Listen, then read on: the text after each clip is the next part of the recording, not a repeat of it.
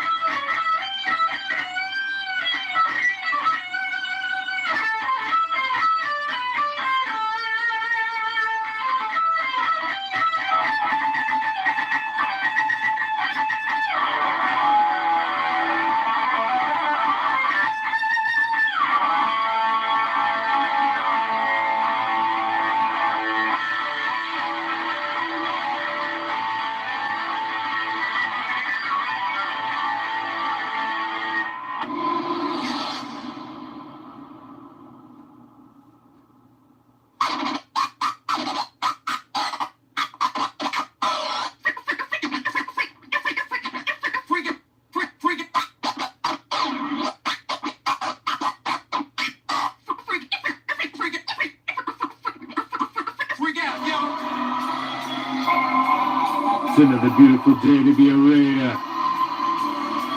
draped in the silver and black. I represent the shield.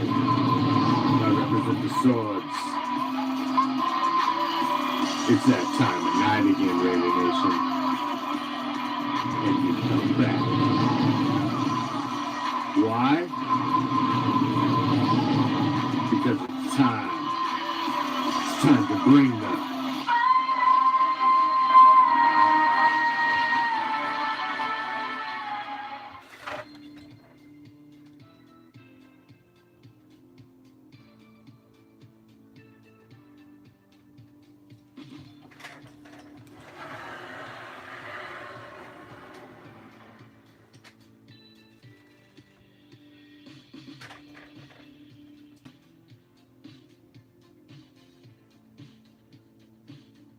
What's up, Raider Nation? I am the Commish, coming to you live, as always, from Hardcore Challenge Live Studios. And just where is that, might you ask? In case you haven't been here, or you need to tell a friend. It's just down the street, just past the house with the boarded up windows. Make sure you stop in the corner and ask my man Joe. He's a gentleman and a scholar. He's also a man of commerce. So make sure you slip him what you need to get the proper directions. you're going to take a right and then a left. And as you're strolling down the street, you're going to pass a deep, dark alley to your immediate right.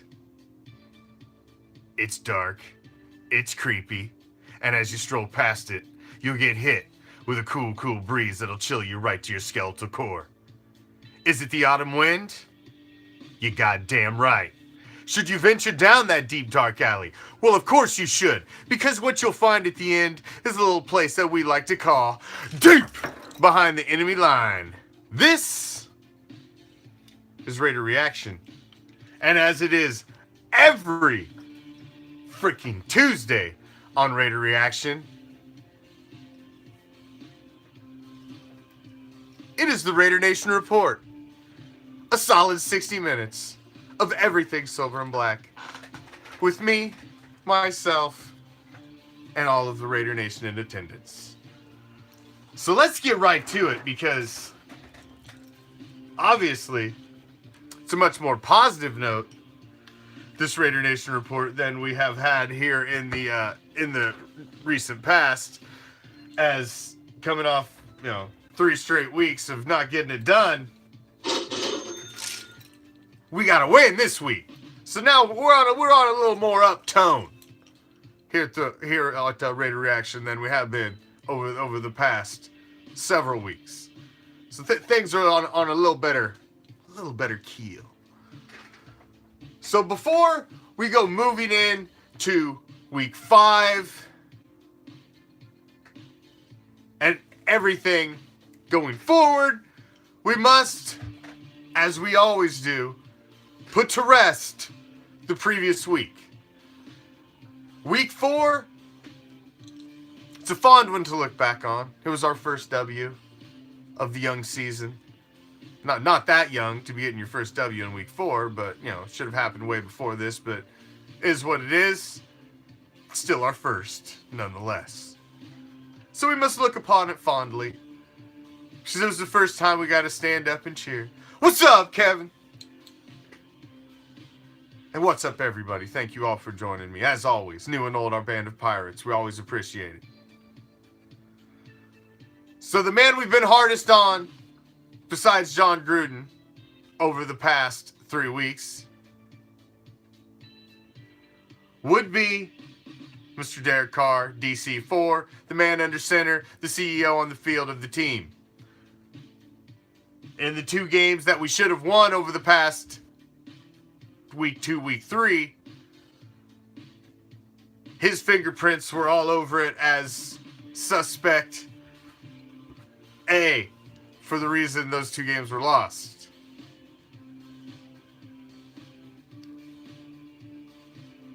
Eddie, I disagree, and I will get to that in a moment. But DC4 did what had to be done to win the game. You can't say the defense didn't help him out. They did. The turnover fairy was sprinkling dust on us and helping out in every way possible. And things were just coming up Raiders all over the place. The calls were going our way. The turnovers were going our way. Everything was going our way. And there towards the end of the game, you just started to get that feeling like there was no way in hell we were leaving without a W. No way in hell. And you can see it, you can feel it, and it started to come around. Still, definitely some room for improvement out of our quarterback. A lot of, we can't forget the open Jordy Nelson in the first half where he hit him in the heel. When, he hits that in stride, throws it up, Jordy runs under, that's a touchdown.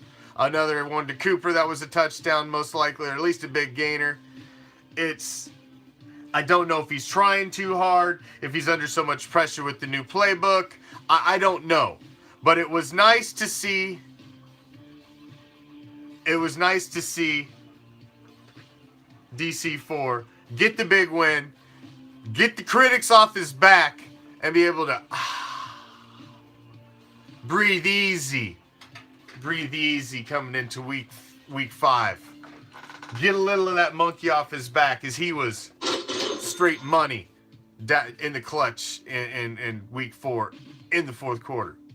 Now, as Eddie popped on earlier and said we need Chris Warren III immediately, I disagree. The reason we put Chris Warren III where he's at is because we have the possibility to bring him out after week 8. That's when we may need him. Right now, did you not watch the same game that I watched and watched Marshawn Lynch run through, over, around anybody he could?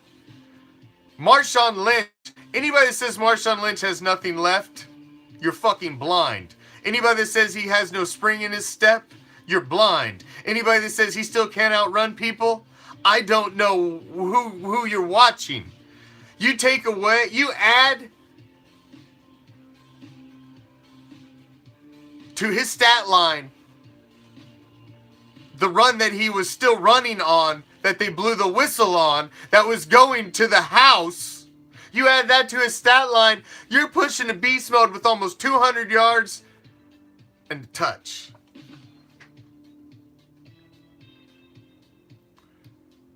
At the end of the season last year, unfortunately, our team was losing steam at the end. Oh, he can. He's eligible to come back after week 8. Our team was losing steam and we'd lost all playoff hopes. But if our team was going into the playoffs last season, at the second half of the season, Marshawn Lynch was picking up speed. And if we'd have been going into the playoffs, you would have started to see Vintage Beast Mode in the playoffs last season. But unfortunately, his team wasn't there. But as the season goes along, Beast Mode picks up steam. He was rumbling, taking people on. Nothing to be concerned about with Marshawn Lynch. Nothing to be concerned about with Marshawn Lynch currently. Statistically, the man is right where he needs to be. Right where he needs to be successful and for him to be what we need him to do. He is getting an average right now of 17 touches a game out of the backfield. 17 attempts, rushing attempts a game.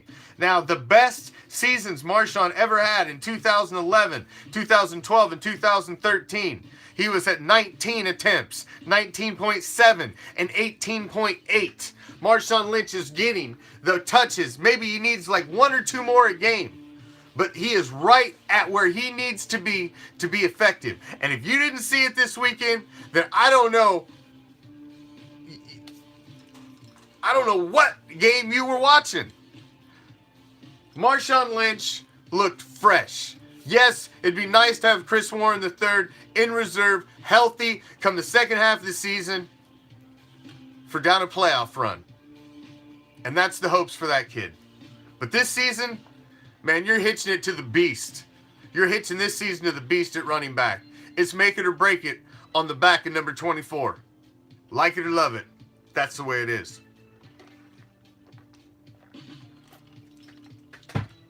Number 34 may have his day, but it ain't today. It ain't today. Now, sticking on the offensive side of the ball, it was nice that Amari Cooper, he got the right address, his GPS worked, he was able to find the stadium this weekend, so it was nice that 89 showed up, and he showed up big. Big! As AC/DC was clicking, especially in the second half, when it really, really counted, they were clicking all over the field.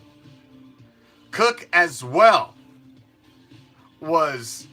continues to be the one steady every week. Regardless of who the hot hand is, Jared Cook is in there. And he's getting his every week. And he continued to impress and be the guy that we hoped he would be last year. He really continues to impress. I agree, Russ. Coop is weird. He's an enigma in his own head. And I'm beginning to think it's all Coop.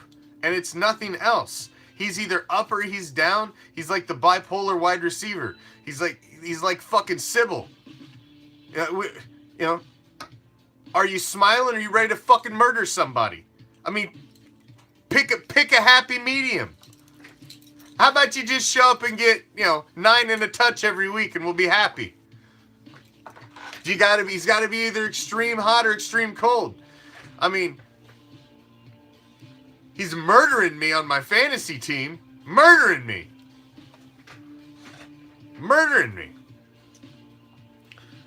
Sticking on the offensive side of the ball from week 4, Martavis Bryant. I don't know what to think about Martavis Bryant at this point. We release him, we bring him back. He can't make catches in the end zone when he's wide open. Granted, it was a little underthrown, but you know, aren't you paid millions of dollars to do nothing but catch a fucking football? Just saying. You know, if I'm paid millions of fucking dollars to catch a football and I'm wide open in the fucking end zone,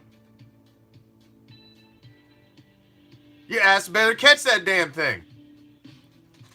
I'm just saying. So, the jury's still out for me. Thank you watching up there on the YouTube feed. Appreciate you. Live on our YouTube channel, Hardcore Challenge Live Studio webcasts, as well as live on our Facebook feed. Always. He did have a rep of that, Matt. And like I said, the big thing that you've got from Martavis Bryant, he's big, he's tall, he can run, and he can jump like a freaking deer. But his hands are suspect. And that's kind of a big ingredient. So I really haven't seen where he fits in the mix yet. I mean, they're trying to fit him in here and there. But Jared Cook almost seems to be as much the number 3 wide receiver as any of the wide receivers. But hey, whatever works, man. Keep them W's coming. You won't hear me bitching. Keep them W's coming. Now, I want to spin back around and keep it on the offense for just a second and touch on the running backs.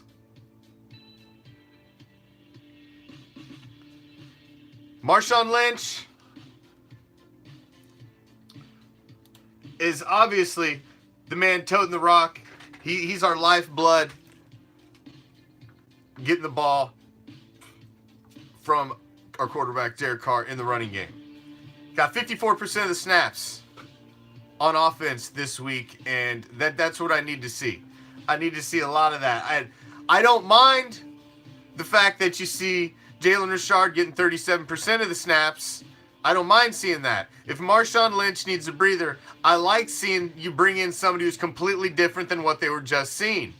What I don't need to see ever again,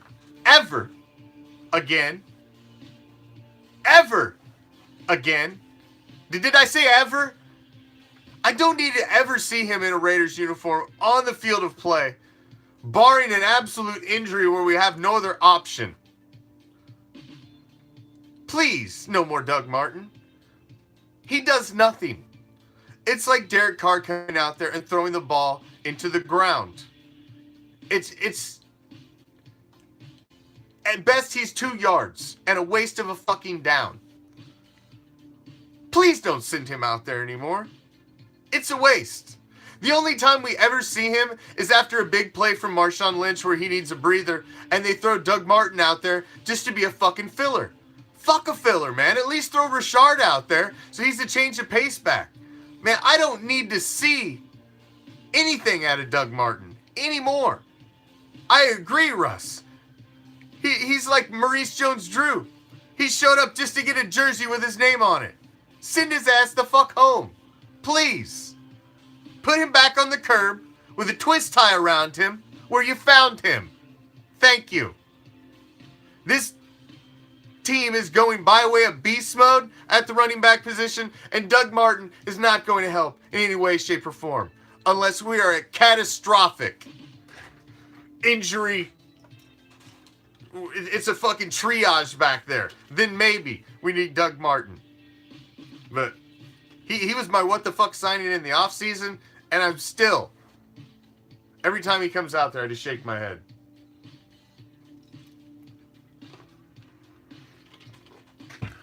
Just shake my head.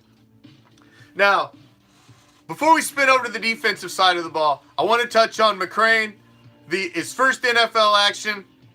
He was so deer in the headlights that game. He missed a couple wide left from the dirt.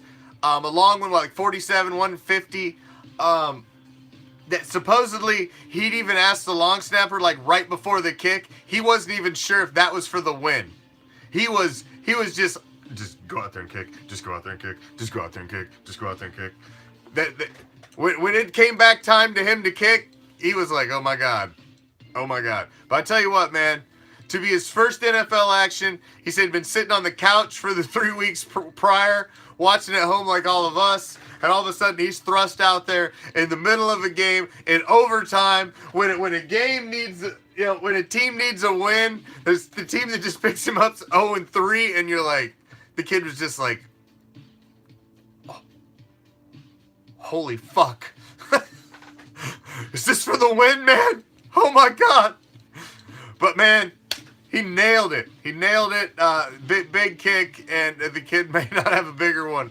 Hopefully he has bigger ones in his career, but definitely not a bigger one anytime soon for that kid. That's for sure. On defense, man, our defense was also money as they continued to play well, and we're continuing to see some nice growth out of the defensive line. Hankins got the recovery from the big Mo Hurst strip.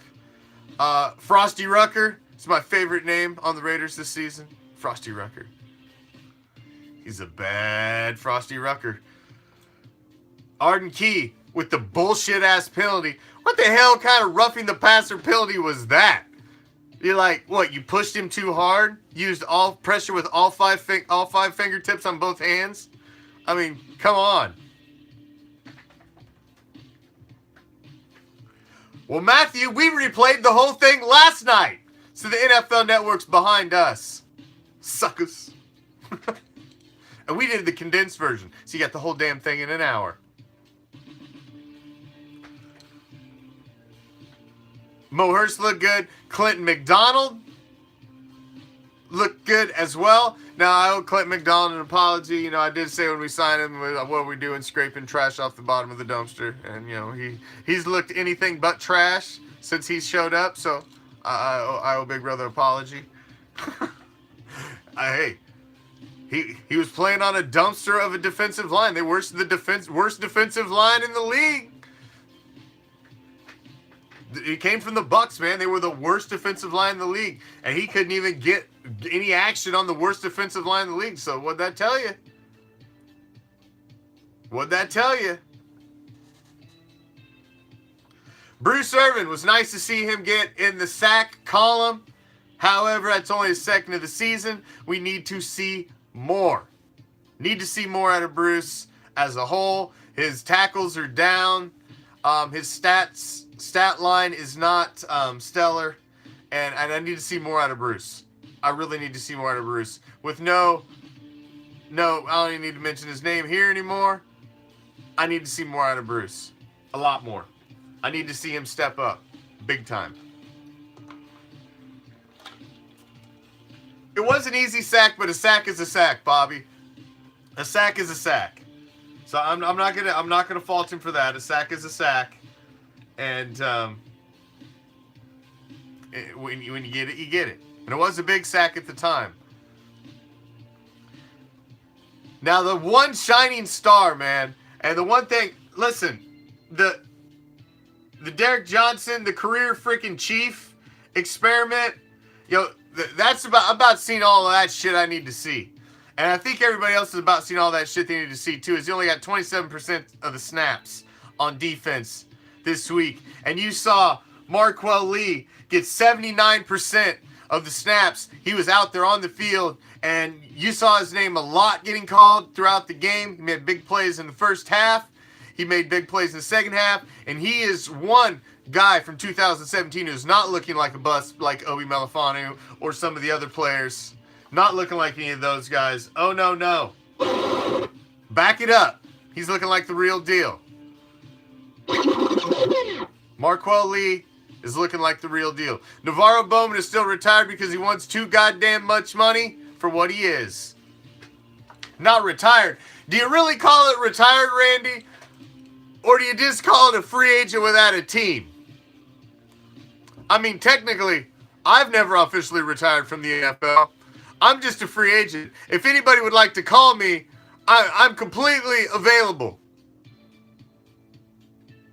But my phone's not ringing. So, he's kind of along the same lines as myself. He'd really like to play in the NFL, but ain't nobody calling his ass. Because he's priced himself out of the market. Now me, on the other hand, I just have no talent. I'm completely affordable.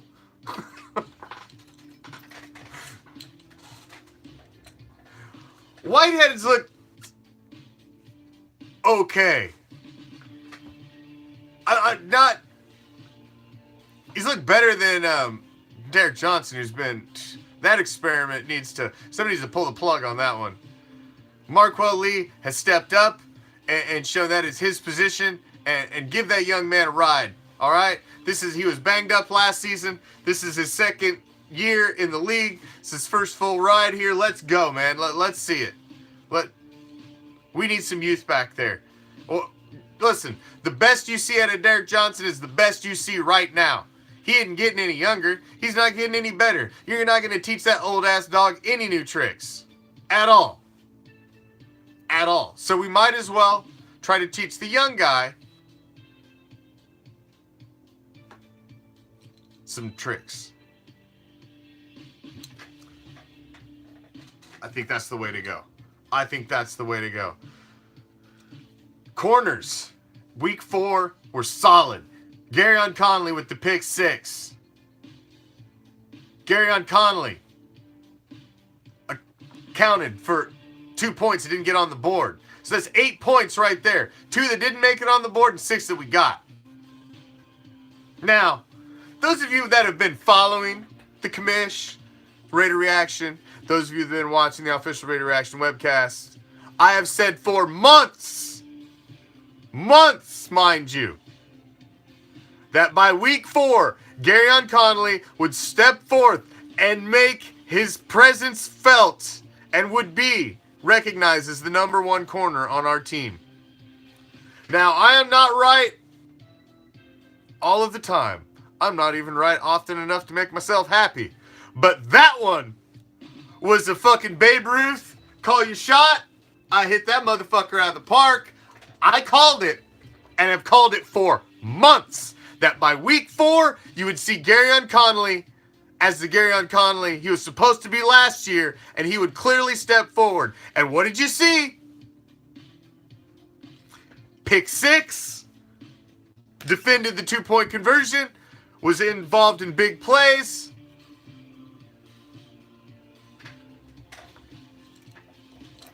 It's nice to be right every once in a while. And I just had a feeling that it was coming around for that kid. I thought they were being over precautious with him in the preseason and in training camp. They just want him to be healthy, and he's starting to look big. Now, Rashawn Melvin, I mean, the play towards the end of the game with the one hand on the defender, one hand on the ball, that is about as picture-perfect defense as you can play. He played knock-down, drag-out cornerback, man. He was on guys. He played exceptionally well. And the Rogers Cromartie hit. The hit that they almost made me lose my freaking mind. Me and my son both about lost our mind because they thought we were going to call a penalty on that shit. They picked the flag up because that was about as textbook a hit as you want to come across. Dancing, not paying attention, respecting you coming into my zone. Hey, they may have all these rules, motherfucker, but it's still football. And when you take a shoulder pad and you put it in somebody's chest, guess what? It ain't a penalty. I don't care how hard you hit them. You can hit them so hard their grandkids feel it. It still's not a penalty. He didn't hit him with the head. Didn't lead with the head. None of that shit. Stuck his shoulder pad in his chest and rocked his fucking world. That ain't a penalty anywhere, no how, on any football field in the land. And you're damn right, Russ, they had to pick that shit up. They even came to themselves on their little huddle, and you can just hear them. They was just like, man. He lit that motherfucker up, but that really ain't a penalty, guys. Man, I know. I had to throw it because every time you see somebody hit like that, it's usually a flag, but no. I think we got to pick it up, guys. That was just a damn good hit. They'll tear us apart on Sports Center. No penalty. We're picking up the flag. That was, hey, that back in the day when they were actually allowed to talk about hits and glorify them like they should be. He would have got that dude got jacked up. You would have definitely got one of those on Monday Night Football. Some motherfucker straight got jacked up. Now, as positive as I've felt about our corners, I have not felt the same about our safeties. 82% of the snaps, Marcus Gilchrist was on the field. Eric Harris was on there for 43%. Reggie Nelson was out there for 67%. Does Reggie Nelson have like pictures of Paul Gunther's wife or like him with in some sort of lascivious acts or so? He has to have something on somebody. Because how in the hell is Reggie Nelson still getting 67% of the snaps? Starting as an NFL safety. How is that possible?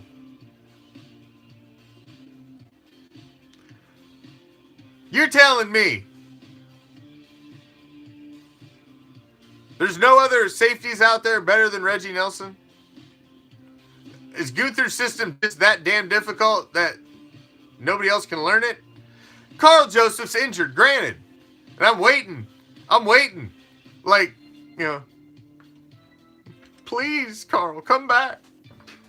Yeah, he's out with a hamstring, but you can't. That's one guy. One guy. Eric Harris is still trying to pick his ankles up from Nick Chubb breaking him in the fucking dirt. Made him look a fool. He's still trying to scrape him back up out of the dirt. Those ankles are going to take a minute to heal from that snapping. So as good as our corners have looked, our safeties are not looking. I mean, Eric Harris was supposed to be the shining star that John Gruden found in preseason training camp. And I don't know if that's the case. I've yet to see that make its translation to the field. I hope.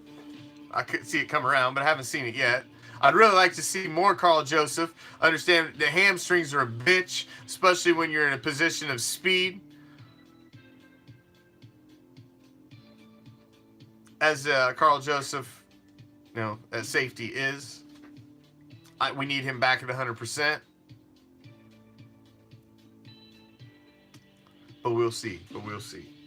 So enough of week 4 and the breakdown of week 4. It's over. The only thing that really matters is one thing. All the rest is stats. It's just sprinkles. All that is just sprinkles. The only thing that really matters is the W. It's all that really matters. It's all that really matters. So we got the W. Yeah! We got the W! That's all that really matters. It's all that really matters. Because the only stat that matters in football is W's and L's. All the rest of it, that's all secondary. That shit really doesn't matter.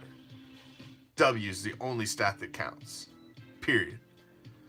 And a whoop whoop to you! The only damn stat that matters. You can ask any of these poor, pathetic bastards sitting at the kiddie table, what's the one stat that they would trade anything for? Just that one W, baby. Just that one W. Now, after week 4 We did move up on average across all of the rankings, the USA Today, the NFL.com, Sports Illustrated, fucking Bleacher Report, all of them, all the fucking gamut of them. Around 2 points, we moved up in the rankings, so nothing crazy.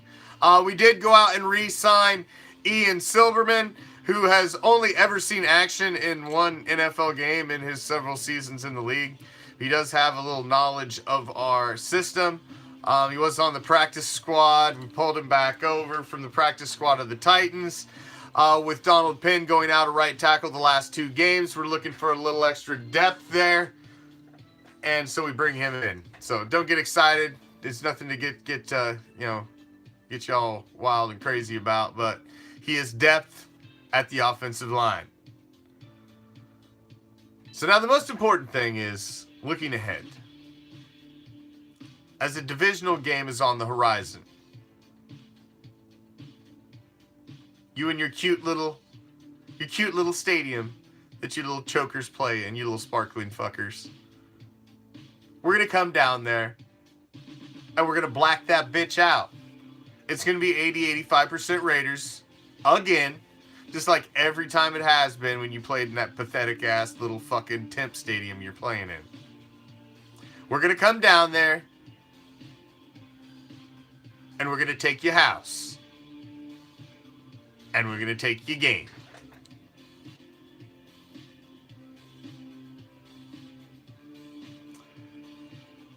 Your players are going to be crying again after the game about how they were getting booed in their own stadium.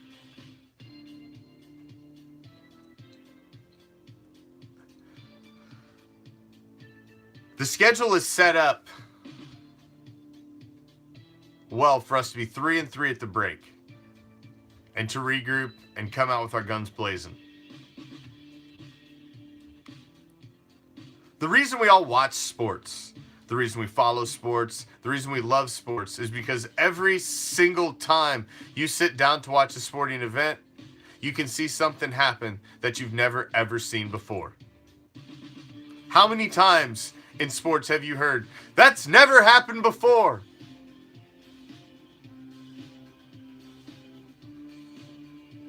He struck out his last 10 at-bats as he steps up the most crucial time in the game. And almost as the announcer's saying it, he drives it out of the field for the game-winning home run.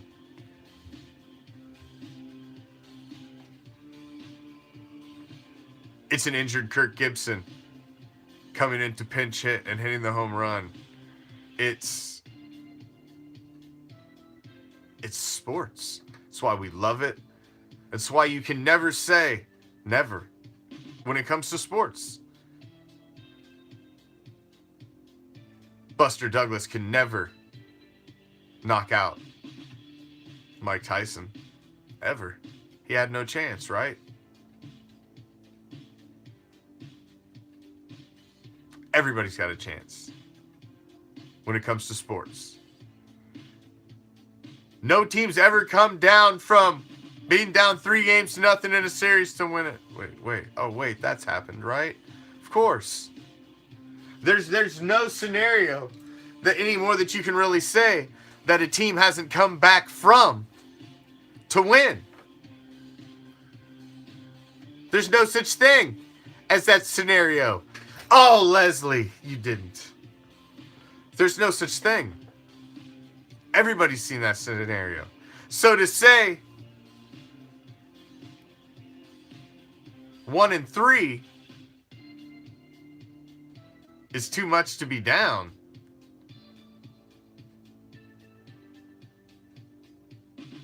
And be able to make the playoffs is absurd. The Chargers in LA, a zip code that we own, not the Chargers, with a fan-friendly fan base for us, not the Chargers, coming off a big win. The Chargers are only 2-2. They're a game ahead of us. This is a big game. Very winnable.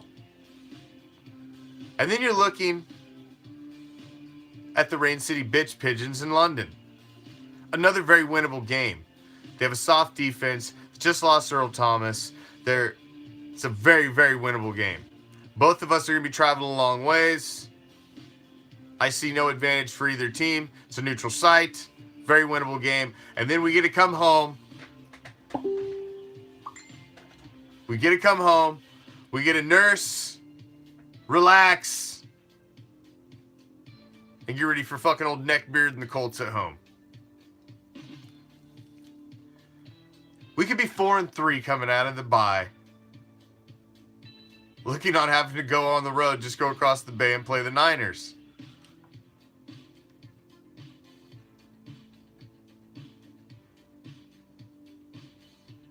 And then we're at home again playing the Chokers. That's a lot of football in the state of California. Just traveling up and down the coast. Minus the one trip to London. And they're traveling the same fucking distance as us. That is well laid out for a return to playoff contenders. It's doable. It's doable. Do things have to align? Absolutely. Do things have to improve? Absolutely. Do we need to become more efficient? Absolutely. 100% we do. But the schedule is laid out well. We're at 1-3. You go to LA, friendly environment, fan friendly. It's like Black Hole South. And you go hang out there, go get a W. 2-3. Go to London. Bitch pigeons, I'm not worried about the bitch pigeons. We can handle the bitch pigeons. That's 3-3 going into the bye. You come out of the bye at 3-3. You telling me we can't beat fucking Neckbeard and the Colts? You goddamn right we can. Come on. Little faith. 4-3. You saying we can't beat the Niners with fucking Beathard? Get the fuck out of here. That guy shouldn't even be an NFL quarterback. Nah. Wheels are going to come off of that real fucking fast. That's winnable. That's winnable. And then you got the fucking sparklers again. And then you got the sparklers.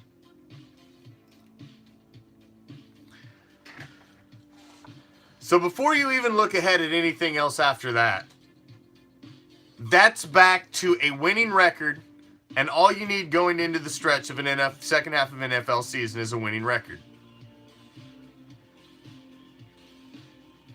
It's realistic, it's doable, it's attainable. Considering the 2 games before the win, we're winnable. Did we win? No. And I'm not a hey, if we coulda, if we shoulda, any of that shit. Ifs don't do shit. We lost. Okay, we lost. But the reality of the matter is, he didn't step in repping nothing. See, Muhammad, let me explain to the rules of Raider Reaction. We don't mind if an opposing fan wants to come in and, you know, throw a little fire in the comments, you know, a little banter. There's nothing wrong with that. But see, when you step in and you want to start talking shit right out of the gate, step in and rep who you repping. Don't hide. Don't just step in, drop some bullshit, and then don't rep who you're repping, because it's probably some team not worth repping. So don't be scared. Bring the fire. It's rule number 1.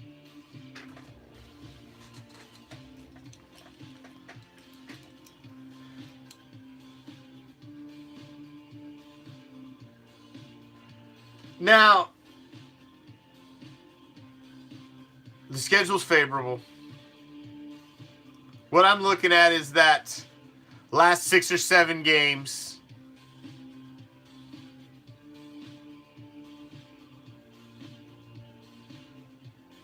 down the stretch, that's what I'm looking at. You got the Broncos, the Chiefs the last 2 weeks. You got the Bengals, the Steelers. You're going to play the Chiefs twice down the stretch. The last 5 games of the season, you got the Chiefs twice. Those games are enormous, as the Chiefs are right now are the top team in the AFC.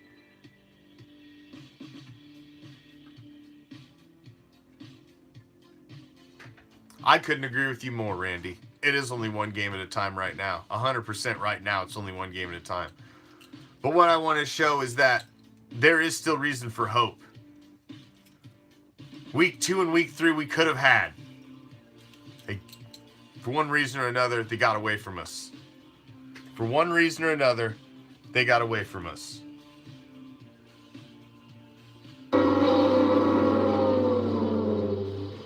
But week 4, we got the big W.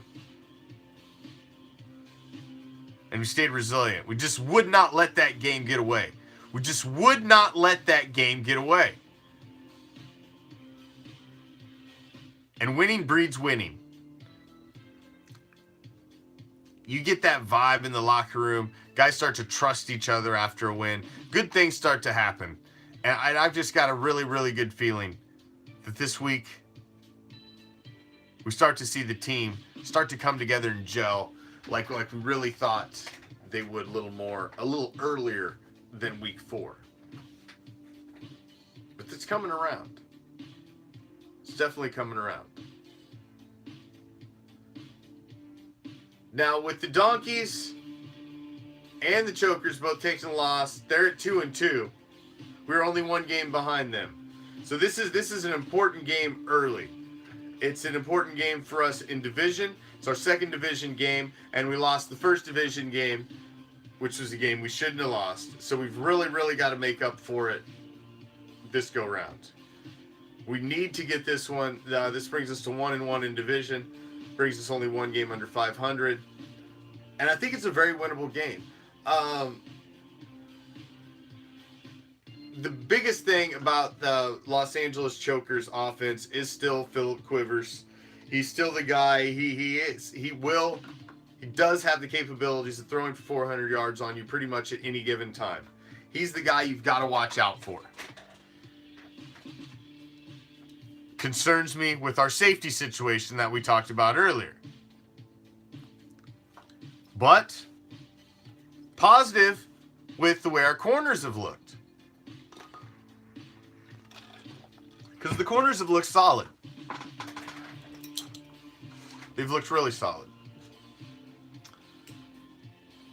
I think if our young defensive line can continue to keep getting that pressure and keep growing and keep developing along the front of our defense, I think we can scratch the Derek Johnson project and just give Marquel Lee give him the reins, man. Listen, at some point, a guy really starts to excel when you got a little trust behind him. Maybe you just give the guy the reins. I've seen enough over the last couple weeks to tell me that Marquel Lee is hungry and he wants to go out there and prove somebody fucking wrong. Let's give him a shot. Ramos is right. We get Worley back this week. He's definitely going to help. I wouldn't even mind seeing him slide and play a little safety. Help us out back there deep at the back end as well. We gotta figure something out.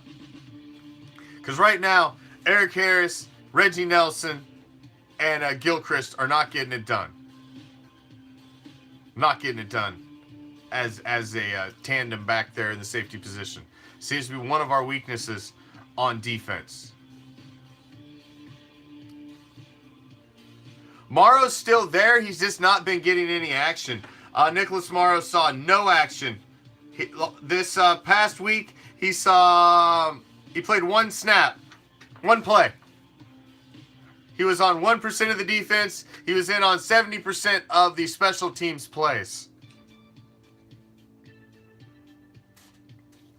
Miguel Bowman is just he's old news, man. He's old news. He's priced himself out of a job. We talked about him earlier. He's just priced himself out of a job. Obviously, the money he wants And we're not the only team that's not calling him. Everybody sees Navarro Bowman's ad hanging on the bulletin board in the NFL lobby, but ain't nobody pulling a number off and calling his ass. Because nobody wants an old rental middle linebacker. That's really all he is. That's what we used him for last year. He was a one-year rental. Perry Riley Jr. went the same way the year before. They were rentals. And what did we do this year? We went out and rented another one. And what's he turned out to be? Something we shouldn't have rented. We should have bought with Marquel Lee and went with him right out of the gate and quit renting. So let's put a little something into what we've already bought.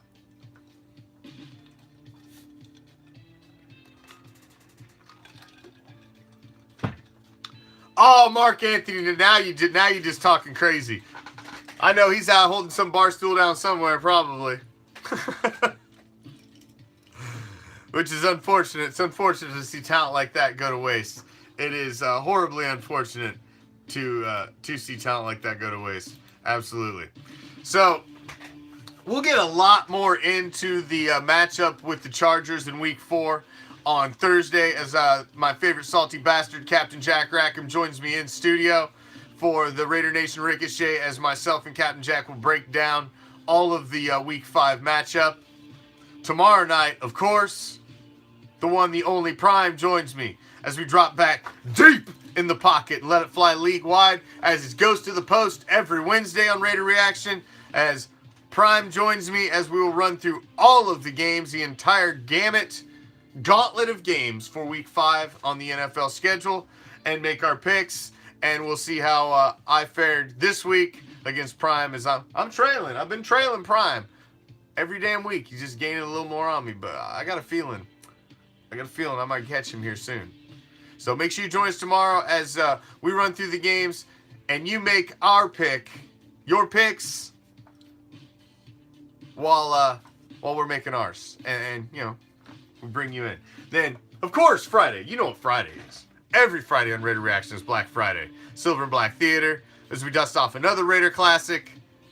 And you know, we're playing the Chokers this week. And if you haven't picked up yet on the theme of Black Friday is the team we're playing that week. We play a classic game of us whooping their ass before we hopefully watch us whoop their ass in a day or two. So it's a little ass whooping appetizer for you to prepare you for the subsequent ass whipping that you'll be able to watch on Sunday. So ass whipping appetizer. I like it. Man, Ramos, my picking's been bad too, man. That's why I'm trailing Prime. I went 8-8 last week though, but unfortunately Prime went 10-6. Some bitch. So make sure you join us tomorrow, same Raider time, same Raider channel. Now, it wouldn't be a Raider Nation report unless I wrapped it up with my special little segment that I like to be my little cherry on top of my hour. And that's a little special segment that I like to call the WTF. Now this WTF, I'm going to stick in the realm of silver and black. Because usually, you never know where my WTF's going to go, especially this time of the season, because there's many what the fucks going down on a weekly basis in the NFL right now. But I read a story today that just sent my WTF meter through the roof. Through the roof! I read a story with a headline that said, John Gruden is shocked and stunned at how productive Khalil Mack has been.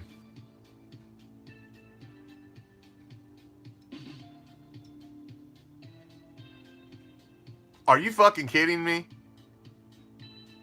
He's shocked and stunned? The man sat in a Monday Night Football booth for how many years? I think he's seen what Khalil Mack was capable of. I don't think anybody's shocked or stunned that Khalil Mack could be productive, that a former Defensive Player of the Year just 2 years ago that could be productive. I don't think that's stunning, and nobody can be stunned. Nobody. Ray Charles and Stevie Wonder ain't stunned at seeing that shit. Nobody's stunned. What kind of stupid ass story is that? Come on, you hack ass fucking journalist.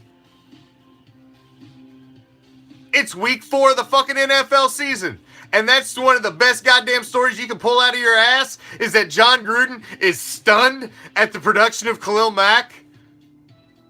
Get the fuck out of here. My God.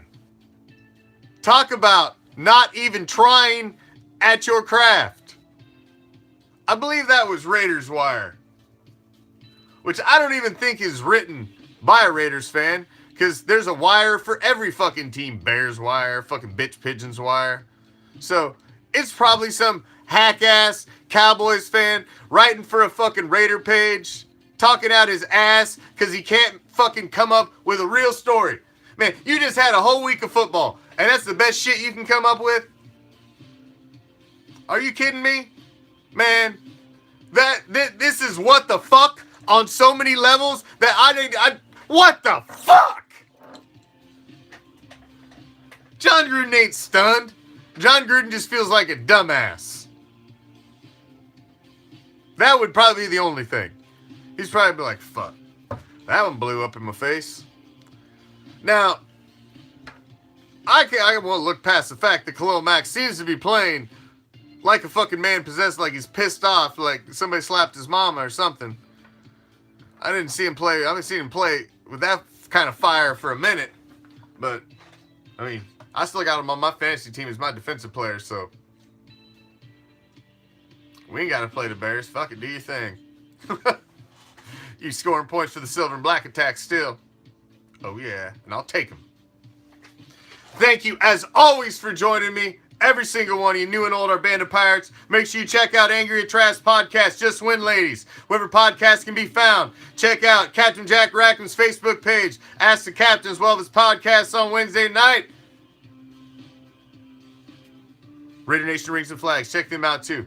They're not technically still our official sponsor because I keep forgetting to hit them up. But you know what? Them guys are awesome anyway, so go check them out. But thank you, as always, new and old, our band of pirates. We would be nothing without you. Be some schmuck here talking to the wall. We appreciate any second you spent with us on Raider Reaction, stopping by, checking out the news stories, our graphics, our shows, what have you. Make sure you stop by, check out the Reaction Shop, get your Raider Reaction swag. We've got another raffle that's going to be coming up very soon. Very, very soon. So we can give away some more reaction swag and some more stuff out of my private stash. Until tomorrow, where I'll be back. Same Raider time, same Raider channel. I'm out. A band of pirates. Thank you for joining us. Peace, love, Raider Nation!